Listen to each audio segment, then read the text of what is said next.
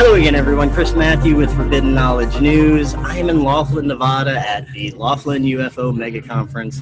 We're having an amazing time here, and I am here with Nicole Sakach. How you doing? Doing well. So nice to meet you. So nice to meet you. She is one of the awesome presenters here at the conference. She had an amazing presentation, amazing experiences throughout your life, and you've been working with Grant Cameron lately, right? Yes. Now, what brought you to work with him?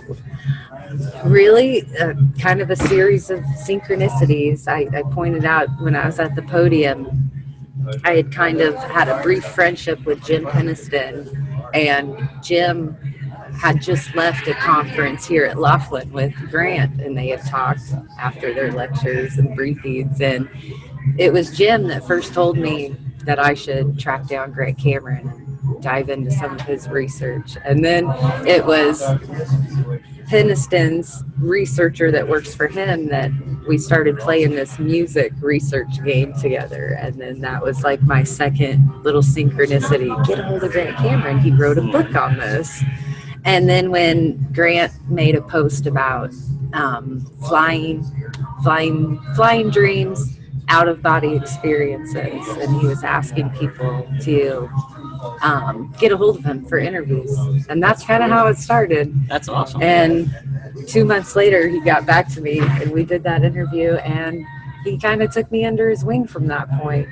Very cool. He asked me to join in looking at the Stanton Friedman files, and then now it's just been, he calls it the Super Bowl. Welcome to the Super Bowl. So Super Bowl. Yeah, exactly. I don't know if I'm on special teams, if I'm the kicker, or if I'm the quarterback. To figure out where you are these days.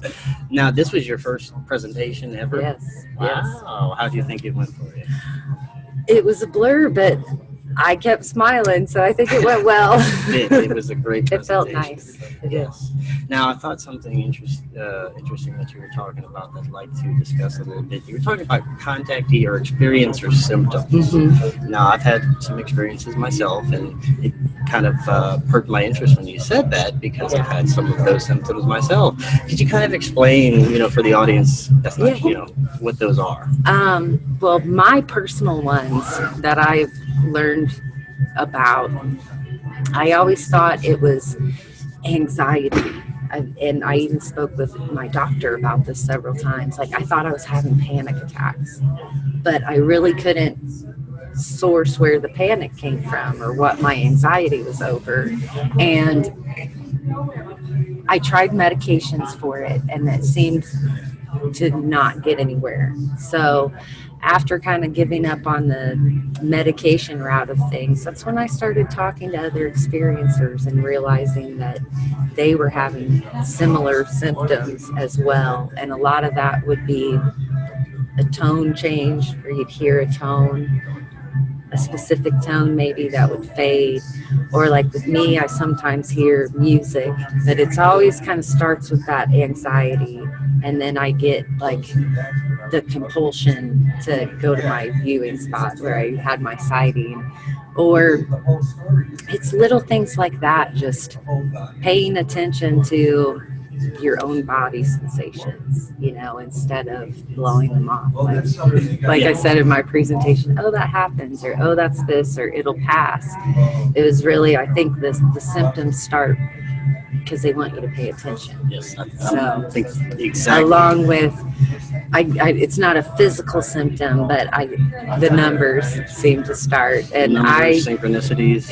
I kind of look at the numbers as affirmations, like that I'm paying attention, and yes, maybe in sync a little bit with what's happening. So, yes, I can definitely relate to that. I always got to pay attention to the numbers and the synchronicity and the weirdness that happens around you. I get 555-333 and either 111 or 1111 almost daily now. Yeah, so great.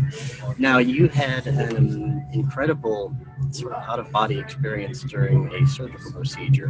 I was wondering if you could tell us a little bit about that, because it was such an incredible experience.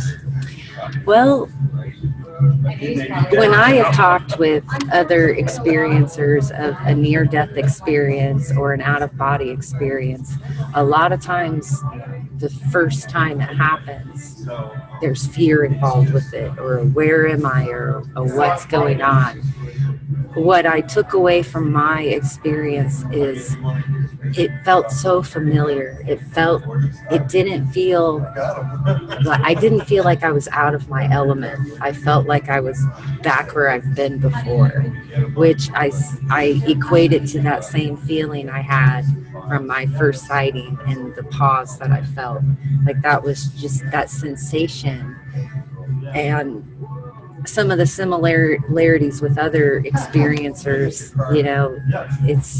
we described that moment where we felt like we knew everything or we had all the answers, and it's an overwhelming joy and you feel the connectedness. And I've always referred to it as the oneness. That was the first time I felt the oneness, and it was joy. Yeah, I had that exact same feeling. That's the only thing where you can just like pure joy, pure acceptance, pure love. Now, were all of your experiences, even paranormal experiences, were they all positive? I did have what I would call a scarier paranormal experience, and that's I lived in St. Louis at the time with a roommate, and we kept hearing things in our apartment, and we thought it was whoever lived above us. And then after a while, we found out that nobody lived above us. And we had this neighbor that lived across the hall. His name was Lee, but we called him our Kramer because he would always kind of like come into our apartment. Well, we had this crazy idea once that we wanted to find out if this was a ghost that we were hearing footsteps. And I kept having my closet door at like 2 a.m., which was a big, thick, heavy, latchable, old, like 100-year-old door. I could hang off of it when it was closed, like pull back and it wouldn't open. Every evening or every night around 2:30, it would go and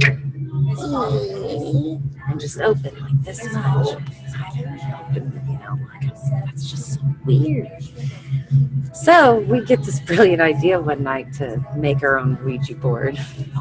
And Lee, Kramer Lee, from across the hall, provided our pointer. He had this old envelope opener that had like a magnifier in it, so we used that as our pointer. Well, it was just the three of us playing. Two of us would take turns on the pointer, and one of us would write whatever letters were coming up. Well, it became pretty apparent that we were in touch with something. We did, it's you, no, it's not you, that whole scenario. But then we actually started getting answers back to the questions. And throughout the course of the next couple hours, we talked with two spirits. One was a lady, and she said she was kind of in all the buildings in the area. But the one that was opening my closet door just thought it was funny. Just thought it was funny because I noticed it. And so we're talking back and forth between a couple of them. And then the lady said that the one that stomped on the floor didn't like my roommate. He was a mean boy. And that kind of scared us a little bit. And then she said the one that opens my closet door just thinks it's funny and does things because he wants to get noticed. Well, I told her to ask the one that opened my closet to stop because it woke me up, it bothered me, I didn't want it to happen anymore. And she said he was a little upset with that. And I said, well, he can just get over it, I just don't want this to happen anymore. And she said, well, he wants to give you guys a goodbye present. And my roommate happened to play drums. And instead of a dining room, we had a drum set set up in our dining room. And we were in the living room, which was about 20 feet away. And the drum set started boom, boom, boom, boom, boom. And I jumped up. My roommate jumped up. Lee's like halfway at the door, running back to his apartment.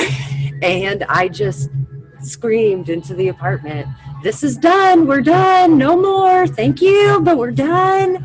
And we took the Ouija board that we had made like out of a piece of cardboard, took it out to the dumpster out back, gave Lee his pointer back, and it honestly didn't scare me, but it creeped me out. And within the next month is when I got engaged to my husband and we moved to Chicago. And I kind of felt like it was a push. It was like, you're not supposed to be here, move along. And honestly, if I wouldn't have had that spooky experience, I wouldn't have been where I needed to be to get the cancer treatment that I received. It's funny how so many major things in life, especially even for me, that these weird paranormal experiences kind of push you through it. You know? And that was, I always kept ufology and the paranormal separate for so long until it started clicking that it's coming from the same place, or it's all we can connected. All interact in the ether is one way to put it. That's what I love about this conference, is bringing it all together. Yeah, the experiencers, the scientists, the nuts and bolts people, bringing it all together. And there's so much knowledge here, and everybody's so friendly, so you can just it's ask away. Great community here. Now, before I let you go, I want to get your thoughts on, of course, the big mainstream UFO bonanza that's going on. Disclosure fest. Yeah. It seems like in some angles they're trying to paint it as a threat. Of course, I don't trust a lot of stuff coming out of the media or from our own government, of course. But I'd like to get your take on it. What do you think is happening behind the scenes? It seems very rushed in an odd time, It's exciting. I will say, over everything, exciting times. I mean, I was kind of late to the party in the 90s. I was in high school when like the citizens disclosure movement was happening, and I hear people talk about that time frame and comparing it to now and the similarities. But then, to know that there's players added to the team now, like Mr. Sheehan joining this disclosure battle, and Lou coming forward and still fighting the good fight. And, lots of people, and we think it's funny in our disclosure panels where we talk about this, Tom DeLong, of course, has been like, I started this, TTSA, it's all us. Which is true. I like giving credit to Tom and TTSA, but I also like giving credit to this current climate. I like giving credit to ancient aliens. Talk about getting something into mainstream conversation, in more of a outside of that military box. So, and I love the current climate. I love what's going on. We've got articles coming out every day. Ufology is in mainstream media. More forces to the cause. But I'm still holding back. Not all the eggs are in the basket. I do remember that we've been in these situations before, and we've had the rug pulled out from underneath us. Yeah. So I'm very hopeful, but I also know this is a baby step. Then there are parts of me that I fall back on the experiencer side, and I already have that personal validation. But it would be nice to get it from those in the powers that be. I do think experiencers are going to push this forward. It's not going to be a government. It's not going to be Biden at the podium. Yeah. It's going to be people like here at this conference that are moving this forward. Civilians out of the military, that kind of thing. Yeah, I agree. We live in fascinating times. We live in exciting times. Nicole, I want to thank you so much for taking the time. Will you be here all week? I will. Yep. Awesome. Well, enjoy the rest of the conference. I know. Now the rest is just fun. Yes, so. just fun times. All right. Well, thank you so much for tuning in, guys. Come out to the conference. We still got 6 more days of this amazing thing. So I want to see you here.